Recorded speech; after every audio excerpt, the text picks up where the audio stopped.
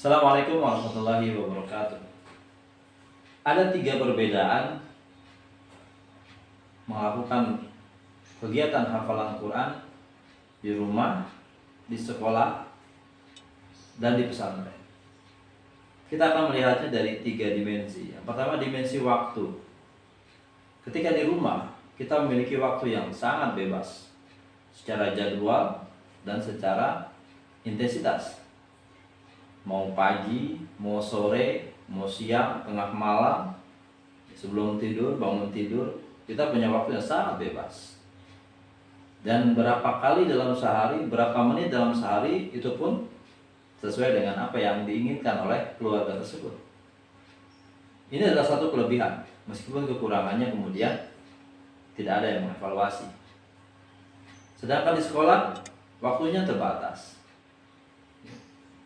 Sekolah kami misalkan di SD Tahfiz metode tes, sehari hanya 2 jam, 120 menit tahfiz. Meskipun alhamdulillah sudah ada anak kelas 5 yang sudah 2 orang hafal 30 juz ya. Bukan hanya juz 30, tapi terbatas, hanya 2 jam sehari ya. Dan waktunya pun biasanya ditentukan, apakah pagi atau siang. Di pesantren pun sama, secara waktu jumlahnya terbatas dan waktunya pun tertentu, tidak sembarangan, meskipun biasanya lebih banyak daripada di sekolah. Secara kurikulum, biasanya di rumah kita tidak memilikinya ya. Maka biasanya kami mengajarkan di training MHDR, mencetak hafiz dari rumah itu, bagaimana membentuk kurikulum untuk mengajarkan tahfidz di rumah. Beda dengan di sekolah. Di sekolah memiliki kurikulum, pesantren pun memiliki kurikulum. Secara lingkungan yang berpengaruh terhadap proses tahfidz di rumah itu biasanya hanya keluarga, ayah, ibu, kakak, adik, dan teman-teman main di sekitar rumah. Jadi siapa yang menjadi teman mainnya itu yang akan membuat kegiatan tahfidz itu menjadi istiqomah atau tidak bagi seseorang. Bagaimana kondisi orang tuanya di rumah, apakah mendukung atau bahkan ikut serta dalam proses tahfidz, tentu akan membuat si anak akan menjadi lebih nyaman, lebih istiqomah bersama Quran. Kalau di sekolah, yang berpengaruh terhadap proses tahfidz itulah gurunya, terutama ustadz yang mengajari tahfidznya dan teman-teman bermainnya, teman-teman kelompoknya. Apakah keluarga punya peran?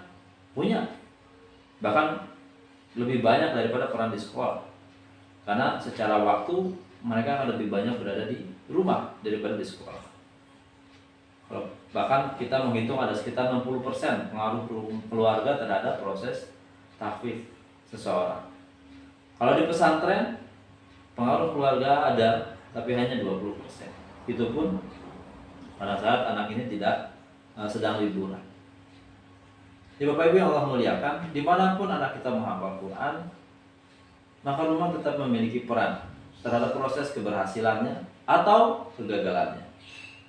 Maka kalau kita ingin menjadikan anak kita sahabat Al-Quran, menghafal Quran, menjadi salah satu keluarga Allah di muka bumi ini, tidak lain dan tidak ada lagi, caranya adalah bagaimana membuat rumah-rumah kita menjadi tempat pencetak penghafal Al-Quran yang tersistem, yang terencana, yang bisa kita evaluasi, dan tentunya bisa kita carikan solusi bersama.